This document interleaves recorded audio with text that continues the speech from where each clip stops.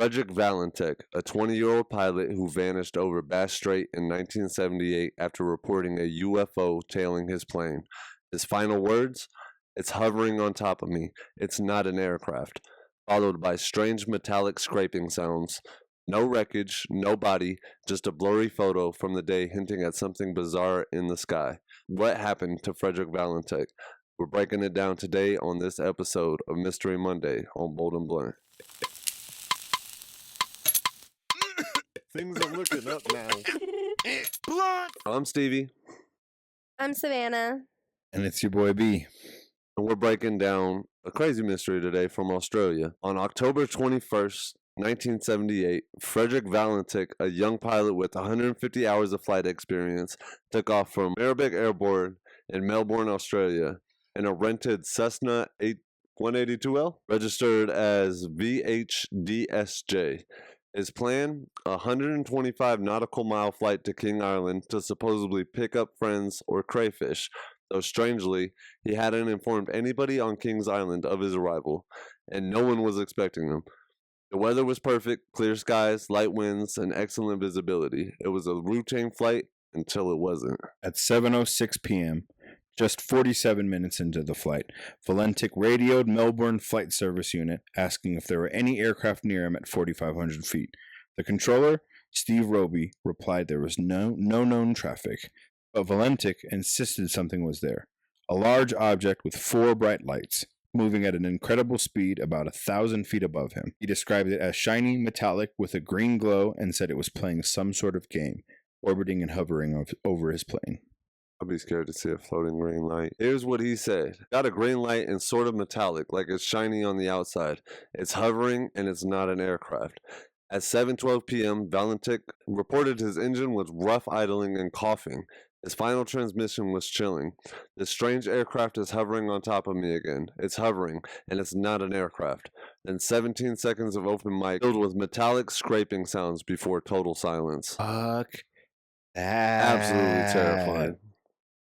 Frederick Valentich and his Cessna vanished. No distress signal, no emergency beacon, just gone. 5 ships. Nope, I'm starting that over. Sorry. Within hours, one of Australia's largest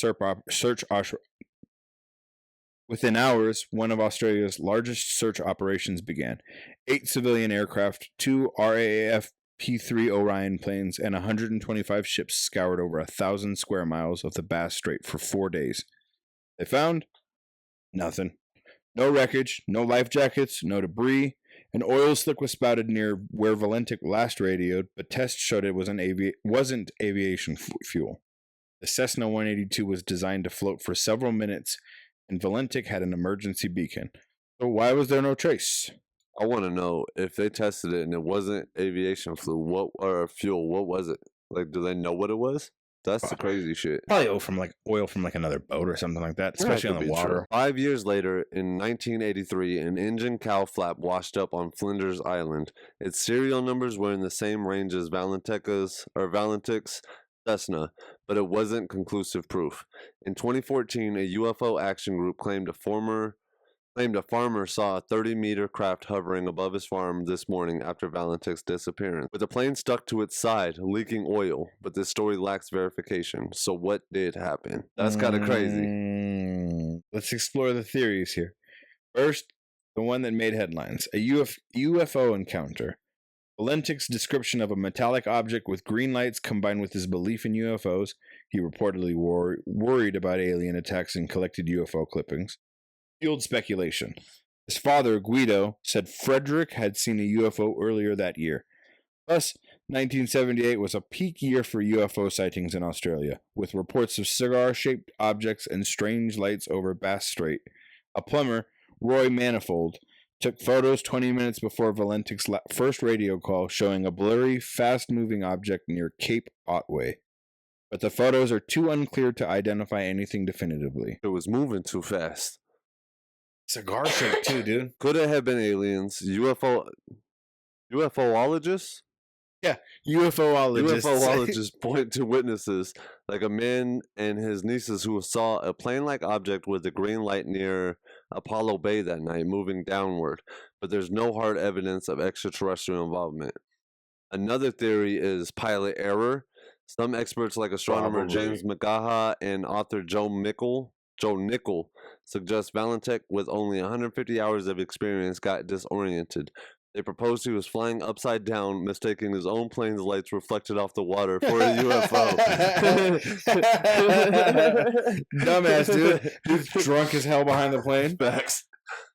The tilted horizon illusion, combined with a graveyard spiral, could explain that engine issues and crash. The metallic sounds, maybe fuel starvation or engine failure. Okay, my big thing against that is like you're not gonna be so embarrassed that you come up, dude, I was upside down, I got scared.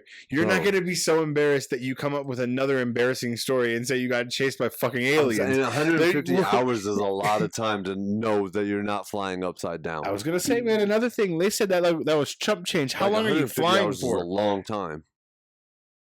I mean, it's not 4,000. You're not,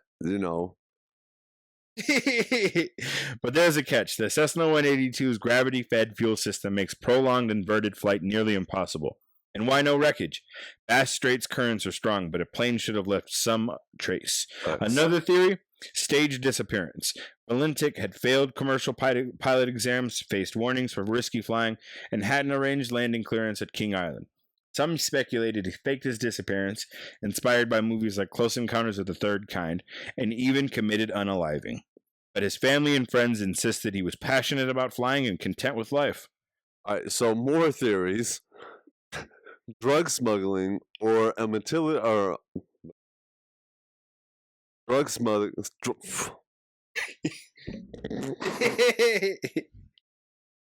All right.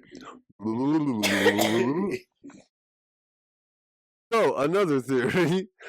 Drug smuggling or a military cover-up, since Bass Strait was a testing zone. But there's no evidence of these. The Australian Department of Transport's 1982 report concluded the reason for the disappearance could not be determined. An open verdict from a 1982 coroner inquiry left Valentich missing, presumed dead. He's gone. We don't know why. He couldn't tell you why, but he is gone. He's probably dead, but we don't know. Valentich's case isn't just a one-off. Bass Strait, between mainland Australia and Tasmania, notorious for mysterious disappearances, earning the nickname the Bass Strait Triangle. Why is everything... The Bermuda Triangle. Why is it all triangles? Because it's all triangle. Geometrics. You know this. Ships like the HMS Sappho in 1858 and the airliner Miss Hobart in 1934 vanished without a trace. Countless crashes and sightings and unexplained lights add to the region's eerie reputation. Does this pattern mean something, or is it just a treacherous stretch of water? Valentich's family erected a memorial at Cape Otway in 1998, unveiled by air traffic controller who heard his final words. For them, the mystery lingers. Was it a UFO, a tragic accident, or something else? The lack of wreckage and the haunting transmission keep this case alive in UFO lore and aviation history. So, like, what do we think? What are we thinking here? Besides Puff trying to get a poster. That is that's fucking bonkers that all three of those options or all four of those theories are kind of outlandish. Fuck yeah, man. Nothing is like a believable net that they threw out. They went from aliens to government cover-ups to he faked his death. The drug smuggling and military. Yeah, like, I don't know. I think it might have been aliens, if I'm going to be truthful. Either that or he faked his own death. And he had to disappear. He was doing something like that he got caught up in and needed to get away from it. It's either that or aliens, because I don't think you could just make those metal scraping noises either, though. All right, but the aliens are just... I was going to ask, are you going to, when it says the memorial, are you going to show the memorial? Because I'm curious as to what the fuck 100%. The memorial could be. What would a memorial be? A flying ship with him in it. Oh, that's like decent. A plane. Just do a UFO right above it? I don't know. That would be kind of crazy. That'd be crazy. Do you think his family believed that it was an alien? I don't know. The unaliving theory had his family coming out saying, he's good. Happy man. He loved flying. I think it was aliens. I'm siding on the aliens because I could see them. They got the technology that we don't got. I could see them folding up a ship. What if the dead air was just that ship? What if he was just a dumbass and crashed and died? That's it. But there's no wreckage. That's todo. Yeah, because it's at the bottom of the ocean. Even then, I don't think so, because you could even pull out like sonar reports at that point. And I'm sure that's only so deep. It's the ocean. It's not a lake. Which It's is not. true. Which is true. That's a wild one. That's up there with Amelia Earhart. That's a good one. You know, look, anytime I'm on here, I'm going to pick an alien story, all right? That's Anytime I have an alien we story, do like the aliens. I'm going to pick it. But chip in. Make sure y'all let us know in the comments what you think the fuck happened to him. Make sure you like, comment, subscribe. Don't miss another one of these Mystery Mondays. Yeah. We got videos coming all damn week. Stop being lame. Subscribe. Watch them all. All We that love good y'all. stuff. Peace out, dirtbags.